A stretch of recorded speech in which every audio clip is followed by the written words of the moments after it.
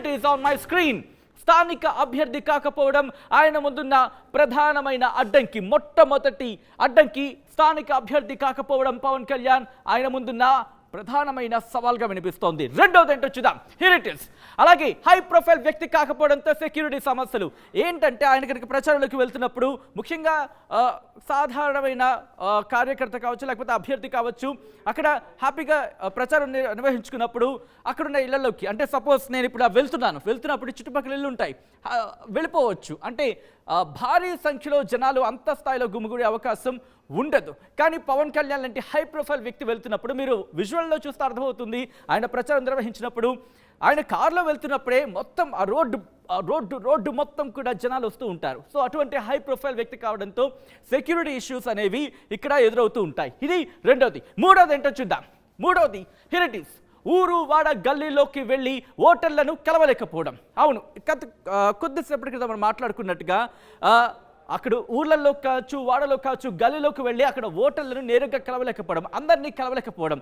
నిన్న చూసాం కొన్ని సందర్భాల్లో ఆయన వెళ్ళి అంటే కలిసే ప్రయత్నం చేస్తున్నారు. కానీ సాధారణ అభ్యర్థి లేకపోతే అంటే ఆన్ అండ్ యావరేజ్గా తీసుకున్న ఒక అభ్యర్థి సగటున ఒక అభ్యర్థి కనుక వెళ్ళి ఇంట్లో వెళ్ళి పలకరించి వాళ్ళతో మాట్లాడి ప్రచారం చేసుకునే పద్ధతికి అలాగే పవన్ కళ్యాణ్కి సంబంధించి కాస్త ఇక్కడ అభిమానుల నుంచి తాకిడి కావచ్చు లేదా ఆయన చూడడానికి వచ్చే వ్యక్తులకు సంబంధించి కావచ్చు దాని విషయంలో అంత ఈజీ కాదు అనే మాట ఇక్కడ వినిపిస్తూ ఉంటుంది. ఇది మూడోది. ఇక నాలుగో అడ్డంకి ఏంటో సార్ చూద్దాం. నియోజకవర్గ జనసేన క్యాడర్లు ఆధిపత్య పోరు అనేది ఇక్కడ వినిపిస్తోంది. అవును, ఇక్కడ నియోజకవర్గానికి సంబంధించి జనసేన క్యాడర్లోనే కాస్త ఇష్యూస్ ఉన్నాయి, ఆధిపత్య పోరు ఉంది అనేది ఇక్కడ వినిపిస్తున్న మాట. దీంతో పాటు ఐదో పాయింట్ ఏంటో చూద్దాం. ఐదోది here it is. TDP Janasena మధ్య సమన్వయ లోపం అనేది ఇక్కడ మనకి క్లియర్ కట్గా కనిపిస్తోంది. ముఖ్యంగా అభ్యర్థి ప్రకటన అంటే ఆయన పేరు ప్రకటించుకున్న తర్వాత పిఠాపురం నుంచి నేను బరిలోకి దిగుతున్నానని ప్రకటించుకున్న తర్వాత టీడీపీ సంబంధించి వర్మ అక్కడ ఎంతూసియాస్టిక్ అంటే అక్కడి నుంచి బరిలోకి దిగాలనుకున్నారు. కానీ వర్మకు సంబంధించి ఆయన అనుచరుడు కావచ్చు లేకపోతే ఆయన క్యాడర్ కావచ్చు అసమ్మతి వ్యక్తం చేస్తుంది. సో అక్కడి నుంచి కూడా సమన్వయ లోపం ముందే అనే మాట కంటిన్యూ అవుతున్న నేపథ్యం. అఫ్కోర్స్ వర్మ ఆయన ఒప్పుకున్నారు కలిసి పనిచేయడానికి, కానీ ఎక్కడో ఇంకా క్యాడర్కి సంబంధించి ఇంకా జీర్ణించుకోవడానికి కాస్త టైం పడుతుందేమో అనే మాటలో భాగంగా సమన్వయ లోపం కనిపిస్తుందనే మాట అక్కడ క్లియర్ కట్గా వినిపిస్తోంది. ఇది ఐదో అడ్డంకి. ఇక ఆరో అడ్డంకి ఏంటో చూద్దాం. Here it is. టీడీపీ మాజీ ఎమ్మెల్యే వర్మ సపోర్టు పైనే పూర్తిగా ఆధారపడడం. ఇది మనకి క్లియర్ కట్గా కనిపిస్తుందని చెప్పుకోవాలి. ఎందుకంటే కనుక మీరు క్లియర్గా అబ్జర్వ్ చేస్తుంటే కనుక ముఖ్యంగా ఆయన వెళ్ళి వర్మని కలవడం కావచ్చు లేకపోతే అసంతృప్తిని బుజ్జగించే ప్రయత్నం చేయడం కావచ్చు, ఇవన్నీ చూస్తే కనుక క్లియర్ కట్గా మనకు అర్థమవుతోంది పవన్ కళ్యాణ్ అక్కడ వర్మ మీద ఆధారపడ్డారు అనే మాట అక్కడ క్లియర్ కట్గా కనిపిస్తోంది. ఇది ఆరో పాయింట్. ఇక ఏడో పాయింట్ ఏంటో చూద్దాం. ఏడో పాయింట్ ఇదిగో. జనసేనకు బూత్ లెవెల్ ఇన్ఛార్జ్లు లేకపోవడం.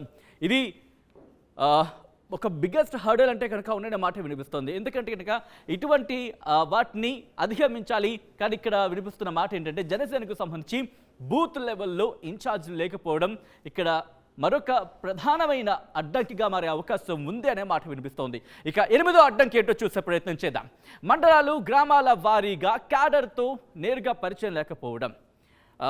సాధారణంగా ఒక లీడర్కి క్యాడర్తో కనుక పూర్తి స్థాయిలో కనెక్టివిటీ ఉంటే కనుక వాళ్ళతో నేరుగా మాట్లాడగలిగి ఆ కనెక్టివిటీ ఉంటే కనుక సక్సెస్ అనేది చాలా చాలా చాలా త్వరగా చేరువయ్యే అవకాశం ఉంటుంది. కానీ ఇక్కడ మాత్రం మండలాలు గ్రామాల వారీగా చూసుకుంటే కనుక అక్కడ క్యాడర్తో నేరుగా పరిచయం లేదు అనే మాట పవన్ కళ్యాణ్కి సంబంధించి వినిపిస్తోంది. ఇది మరొక అడ్డంకిగా మారే అవకాశం ఉంది అనే ప్రచారం జోరందుకుంది పిఠాపురం సంబంధించి. ఇక నెక్స్ట్ పాయింట్ చూద్దాం. తొమ్మిదవది. TDP incharge Varma Janasena incharge Srinivas మధ్య సఖ్యత కుదరలేదు అనేది ఇక్కడ వినిపిస్తున్న మరో మాట. దీనికి సంబంధించి ఎందుకంటే జనసేనకు దీనికి బెస్ట్ ఎగ్జాంపుల్ చెప్పాలంటే కనుక ఎప్పుడైతే పిఠాపురం నుంచి ఆయన పేరు ప్రకటించుకున్నారో అక్కడి నుంచే మనం చూడొచ్చు. ఇదే బెస్ట్ ఎగ్జాంపుల్కి ఇది చెప్పుకోవచ్చు. ఒకవేళ కనుక సఖ్యత కావచ్చు లేకపోతే అక్కడ సిచ్యువేషన్స్ ప్రాపర్గా ఉండుంటే కనుక అప్పుడు అసమ్మతి రాజుకోకపోయి ఉండొచ్చు అనే మాట ఇక్కడ ప్రధానంగా వినిపిస్తుంది. ఇది ఒక తొమ్మిదో పాయింట్. ఇక ఆఖరి పాయింట్ ఏంటో చూద్దాం. 10వ పాయింట్ ఏంటి? బలంగా ఉన్న వైసీపీ క్యాడర్ లీడర్లను ఎదుర్కొని నిలవాలి. ఇక్కడ వైసీపీకి సంబంధించి ప్రస్తావన వస్తుంది. ఎందుకంటే కనుక అక్కడ పోటీలో ఉంది వంగ గీత, ముఖ్యంగా ఎమ్మెల్యేగా పనిచేశారు, ఎంపీగా పనిచేశారు, అట్ ద సేమ్ టైం ప్రజారాజ్యంలో పనిచేశారు. దాంతోపాటు అక్కడ పేరు కూడా గట్టిగా వినిపిస్తుంది వంగా గీతది. అంటే అర్థం చేసుకోవచ్చు. దాంతోపాటు మీకు గుర్తుండే ఉంటుంది, పవన్ కళ్యాణ్ కూడా వంగ గీత కంటెస్ట్ చేసిన తెలిసిన తర్వాత కూడా పార్టీలోకి ఆహ్వానించారంటే కనుక అర్థమవుతుంది అక్కడ వంగ గీత ఏంటి అనేది. సో ఈ నేపథ్యంలో వంగ గీతతో పాటు అక్కడ మండల ఇన్ఛార్జ్లుగా మిథున్ రెడ్డిని కావచ్చు, లేకపోతే అలా మండలానికి ఇన్ఛార్జ్ని నియమించిన పరిస్థితి. సో ఇటువంటి సినారియో ఉంది కాబట్టి ఈ 10 అడ్డంకులను దాటుకొని ఆయన వీటిని ఎలా అధిగమిస్తారనే ఒక ఇంట్రెస్టింగ్ క్వశ్చన్ మాత్రం రైజ్ అవుతోంది. సో అప్డేట్స్ తెలుసుకునే ప్రయత్నం చేద్దాం. మా ప్రతినిధి ప్రకాష్ అప్డేట్స్ అందించడానికి లైవ్లో జాయిన్ అవుతున్నారు. ప్రకాష్, ముఖ్యంగా జనసేనాని పవన్ కళ్యాణ్కి సంబంధించి పిఠాపురం నుంచి పోటీ చేస్తారనగానే అక్కడ అసమ్మతి రాజుకుంది. బట్ ఆ విషయాన్ని కాస్త పక్కన పెడితే ఈ ప్రధాన 10 అడ్డంకుల్లో ముఖ్యంగా వినిపిస్తున్న మాట బూత్ లెవెల్ కార్యకర్తలకు సంబంధించి కమ్యూనికేషన్ లేదు అనేది ఒకటి. దాంతోపాటు జనసేనలోనే అక్కడ ఇష్యూస్ ఉన్నాయనేది. ఎటువంటి చర్చ జరుగుతోంది అక్కడ పిఠాపురంలో? అంటే ప్రధానంగా జనసేన అధినేత పవన్ కళ్యాణ్ పిఠాపురంలో పోటీ చేస్తారన్నది జన సైనికుల్లో కావచ్చు, లేదా పిఠాపురంలో కొంతమంది వర్గాల్లో కూడా ఆనందం అయితే ప్రధానంగా ఉందని చెప్పాలి. కానీ పవన్ కళ్యాణ్ గతంలో 2019 ఎన్నికల్లో ఏదైతే 2 చోట్ల పోటీ చేసి ఓటమి చవి చూశారో, కానీ ఇప్పుడు ఆ 2024 ఎన్నికల్లో కేవలం ఒక చోట మాత్రమే పోటీ చేస్తున్నారు. ఇక్కడ గెలుపు అవకాశాలు ఏ విధంగా ఉన్నాయి, లేదంటే ఆ గెలుపుకి ఎన్ని ఆటంకాలు ఉన్నాయని చూసుకుంటే దాదాపుగా మనకి ఒక 10కి పైగానే ఆటంకాలు ఉన్నాయని మనం ప్రధానంగా క్లియర్ గా చెప్పొచ్చు. మొదటగా మనం చూసుకుంటే ఆయన పవన్ కళ్యాణ్ అది ఒక పవర్ స్టార్ గా ఎంతో పేరు గుర్తింపు ఉన్నది. అలాగే కాకుండా ఒక సినీ నటుడిగా ఎంతో గుర్తింపు ఉండడంతో మొత్తం ఇండియా వేద కూడా ఎంతో ఫ్యాన్ ఫాలోయింగ్ ఉంది. అటువంటి నాయకుడు ఒక పిఠాపురం ఒక సాధారణ ఒక పట్టణంలో చిన్న పట్టణంలో పోటీ చేస్తున్నటువంటి పరిస్థితి ఉన్న నేపథ్యంలో అతను చూసేందుకు భారీగా అభిమానులు వస్తున్నారు, కార్యకర్తలు అందరూ కూడా వస్తుంటారు. కానీ ఇప్పుడు ఎన్నికల ప్రచారం కాబట్టి తప్పనిసరిగా ఒక ఎమ్మెల్యే అభ్యర్థిగా పోటీ చేస్తున్నారు కాబట్టి నియోజకవర్గంలో తిరగాలి. కానీ గల్లీ గల్లీ తిరగాలి, వీధి తిరగాలి, అలాగే ఊరు కూడా మొత్తం ప్రతి అనువనము కూడా తిరిగి తన ఓట్లను అయితే అభ్యర్థించాలి, నన్ను గెలిపించాలని చెప్పేసి అన్నారు. పవన్ కళ్యాణ్ కూడా వారాహి సభ మొదటగా ప్రారంభించినప్పుడు కూడా అదే అన్నాడు, మిమ్మల్ని అర్జిస్తున్నాను, ఓట్లు నన్ను గెలిపించని అన్నాడు. అదే విషయం ప్రతి ఊరుకు వెళ్ళి వాడకు వెళ్ళి మాట్లాడితేనే కానీ తన యొక్క పరిస్థితి అయితే తెలియదు, ఓట్లలో నాడి కూడా తెలియని పరిస్థితి ఉంటుంది. ఈ విధంగా ఓట్లు అడిగేందుకు ఒకవేళ వెళితే గ్రామాల్లోకి వెళ్తే అతని సెక్యూరిటీ ప్రాబ్లం ప్రధానంగా మొదటి రీజన్ గా చెప్పాలి. ఎందుకంటే అక్కడ ఉన్నటువంటి బౌన్సర్లు మొన్న మొదటిసారిగా వచ్చినప్పుడు చాలా ఇబ్బందులు పడ్డారు అభిమానులు. పవన్ కళ్యాణ్ చూడాలని, ఎంతో అతనితో మాట్లాడాలని, అతనితో షేక్ హ్యాండ్ ఇచ్చుకోవాలని ఎంతో తహతహలాడారు. కానీ బౌన్సర్లు చేసినటువంటి హడావడికి అందరూ కూడా భయపడిపోయిన పరిస్థితి. దానితో బౌన్సర్లతో పాటు సెక్యూరిటీ మొత్తం ఓవరాల్ గా అతనికి చాలా సెక్యూరిటీ ఎక్కువ ఉంది. దీంతో అటువంటి దానికన్నా ముందు చూసుకుంటే కనుక ప్రకాష్, ముఖ్యంగా జనసేనాని పవన్ కళ్యాణ్కి సంబంధించి, ముఖ్యంగా జనసేనకు సంబంధించి అక్కడ జనసేనలోనే ఇష్యూస్ ఉన్నాయనేది మాట. అంటే ఎవరెవరికి పడటం లేదు, ఎన్ని వర్గాలు ఉన్నాయి, ముఖ్యంగా వాటిని ఎట్లా సమన్వయపరిచే ప్రయత్నం చేస్తున్నారు, ఆ ఇష్యూ ఏమైనా కొలుక్కొచ్చే దిశగా ఏమైనా అడుగులు వేస్తున్నారా జనసేనాని?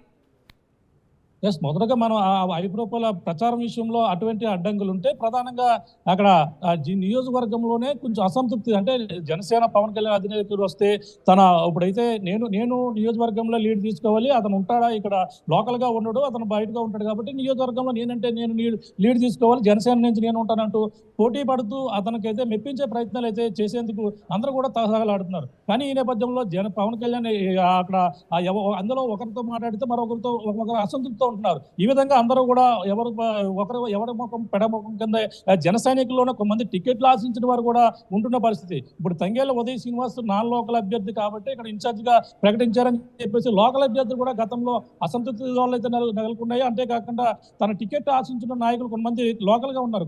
ఒక ఐదుగురు 6 ఈ విధంగా నెంబర్ ఆఫ్ ఉన్నట్టు పరిస్థితి ఉంది. ఈ నేపథ్యంలోనే తంగేళ్ల ఉదయ్ శ్రీనివాస్ వచ్చిన నేపథ్యంలో వాళ్ళతో కలిసి వెళ్ళడం, ఇవన్నీ కూడా పరిణామాలు కొంతమంది కూడా నచ్చని పరిస్థితి ఉంది. అది ఇప్పుడు పవన్ కళ్యాణ్ వచ్చిన తర్వాత పరిణామాలు ఏ విధంగా ఉంటాయి, పవన్ కళ్యాణ్ వాళ్ళతో ఏ విధంగా ఉంటారు, ఇప్పుడు ఇన్ఛార్జ్ ఉన్నప్పుడు ఇప్పుడు ఎంపీ అభ్యర్థిగా పోటీ చేస్తున్నారు, లోకల్ ఎవరు ఉంటారు అనేది కూడా అక్కడ ప్రశ్నార్థంగా మారింది. ఆ లోకల్ గా ఒక కమిటీ వేస్తాడా పవన్ కళ్యాణ్, వేరే విధంగా ముందుకు వెళ్తారా అనేది కూడా అక్కడ ఆసక్తికరంగా మారింది. అక్కడ ఉన్నటువంటి ఇన్ఛార్జీలు ఏ విధంగా ఎవరు ఉండి కలుపుకుంటారు ఏంటనేది కూడా చర్చనీయాంశంగా మారిందని చెప్పాలి. ఇప్పుడు ఉన్నటువంటి ఒక పక్కన టీడీపీతో కలుపుకుని వెళ్తున్నటువంటి వర్మను అయితే పక్కన పవన్ కళ్యాణ్ బొజ్జగించడం, చంద్రబాబు బొజ్జగించడం ఇవన్నీ కూడా తెలిసిందే. ఈ నేపథ్యంలో వరం అయితే నేను గెలిపించే బాధ్యత నాది, 1,00,000కి పైగా మెజార్టీ ఇస్తానంటూ ఒక పక్కనైతే వర్మ చెప్తున్నారు. కానీ కింద ఉన్నటువంటి టీడీపీ కేడర్ కూడా కొంచెం అసంతృప్తి ఉంది. అంటే పవన్ కళ్యాణ్ వచ్చారు, టీడీపీ మమ్మల్ని కలిసిపోకుండా వెళ్ళారు, మా ప్రచారానికి పోతున్నారు, జన సైనికులు మాకు సరైన సమాచారం ఇవ్వడం లేదంటూ టీడీపీలో కావచ్చు, అలాగే జన సైనికుల్లో కావచ్చు ఈ విధమైనటువంటి పొరపాటు ఉందని చెప్పాలి.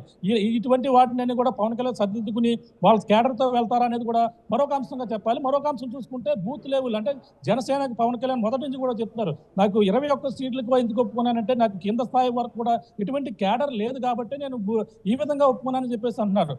అందుకోసమే నేను కింద స్థాయి వరకు అలాగే బూత్ లెవెల్ వరకు కూడా ఎటువంటి నా కమిటీలు లేవు, కమిటీలు లేకపోవడం వల్లే నేను కొన్ని సీట్లకు మాత్రమే గెలుపు గుర్రాలు మాత్రమే ఇవ్వడం జరిగింది. అదే విధంగా పిఠాపురం నియోజకవర్గంలో జనసేన కమిటీలు ఎంతంత మాత్రంగా ఉన్నాయి, గతంలోనే ఇన్ఛార్జి వేశారు, ఇప్పుడు ఉన్నటువంటి ఇన్ఛార్జ్ ఎటువంటి కమిటీలు వేయలేదని ఒక వాదన కూడా ఉంది. ఈ పరిణామాలు టీడీపీకి అయితే పూర్తి స్థాయిలో కింద స్థాయి వరకు కూడా ఈ యొక్క బూత్ కమిటీ నెంబర్లు ఉన్నారో వాళ్ళందరూ కూడా ఏదైతే దీనికైతే ఓటింగ్ ఏ విధంగా చేయాలి, ఎలక్షన్ ఏ విధంగా చేయాలి అన్ని కూడా అవగాహన ఉంది. జనసేన కేడర్కి అయితే ఎటువంటి అవగాహన ఉందనేది కూడా కొంచెం ఆలోచించవలసిన అవసరం. కింద స్థాయి నాయకులు కూడా ఇప్పటికే మమ్మల్ని కలవలేదు, పవన్ కళ్యాణ్ 4 రోజులు వచ్చినా మమ్మల్ని ఎంతో పరిచయం చేయలేదని ఒక అసంతృప్తి అయితే వీళ్ళందరిలో ఉంది. రానున్న రోజుల్లో పవన్ కళ్యాణ్ వాళ్ళందరం కూడా కింద స్థాయి గ్రామం వరకు ఉన్నటువంటి నాయకులు కలుపుకుని వెళ్ళగలిగితేనే ఇటువంటి గెలుపుకు ఇటువంటి కారణాలన్నీ కూడా దోహదపడతాయని చెప్పాలి. లేని పక్షంలో వాళ్ళందరూ కూడా అసంతృప్తితో ఉండే పరిస్థితి ప్రధానంగా ఉందని చెప్పాలి. చెప్పాలి Sachin. Right Prakash, thanks for update. So మొత్తంగా ఏం జరగబోతుందని ఒక ఉత్కంఠ మాత్రం కొనసాగుతోంది. ఈ 10 అడ్డంకుల్ని ఒక్కసారి టక్క చూసే ప్రయత్నం చేద్దాం. మొదటి పాయింట్ స్థానిక అభ్యర్థి కాకపోవడం, ఇక రెండోది హై ప్రొఫైల్ వ్యక్తి కావడంతో సెక్యూరిటీ సమస్యలు, ఇక మూడో అడ్డంకి ఏంటో చూసే ప్రయత్నం చేద్దాం. ఊరు వాడ గల్లీల్లోకి వెళ్ళి ఓటర్లను కలవలేకపోవడం. 4వది నియోజకవర్గంలో జనసేన క్యాడర్లో ఆధిపత్యపూర్వం. ఇక నెక్స్ట్ పాయింట్ చూద్దాం, టీడీపీ జనసేన మధ్య సమన్వయ లోపం. ఇక నెక్స్ట్ పాయింట్ టీడీపీ మాజీ ఎమ్మెల్యే వర్మ సపోర్ట్ పైనే పూర్తిగా ఆధారపడ్డాం. ఇక నెక్స్ట్ పాయింట్ చూస్తే కనుక జనసేనకు బూత్ లెవెల్ ఇన్ఛార్జ్లు లేకపోవడం. మరొక పాయింట్ మండలాలు గ్రామాల వారీగా క్యాడర్తో పరిచయం లేకపోవడం. ఇక మరొక point TDP incharge Varma Janasena incharge Srinivas మధ్య సఖ్యత కుదరకపోవడం. ఇక లాస్ట్ బట్ నాట్ లీస్ట్ బలంగా ఉన్న వైసీపీ క్యాడర్ లీడర్లను ఎదుర్కొని నిలవడం. అవును, మొత్తంగా ఈ 10 అడ్డంకుల్ని దాటుకొని ఎలా ముందుకు వెళ్తారు, ఎటువంటి వ్యూహాలతో ముందుకు వెళ్తారు పవన్ కళ్యాణ్ అని ఒక ఉత్కంఠ మాత్రం కొనసాగుతోంది. ప్రచారంలో హోరెత్తిస్తున్నారని చెప్పుకోవాలి. ఈ నేపథ్యంలో ఎలా ఉండబోతోంది పిఠాపురం రాజకీయం అనే ఉత్కంఠ మాత్రం కొనసాగుతోంది. అక్కడి ప్రజలు ఎవరిని తమ ఎమ్మెల్యేగా అసెంబ్లీకి పంపిస్తారని ఒక ఉత్కంఠ మాత్రం రోజు రోజుకి పెరుగుతోంది.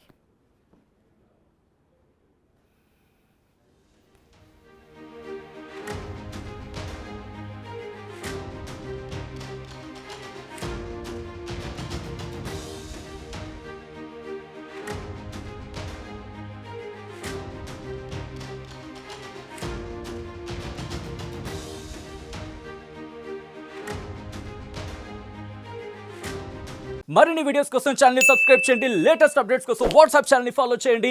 అండ్ లింక్ డిస్క్రిప్షన్ లో ఉంది.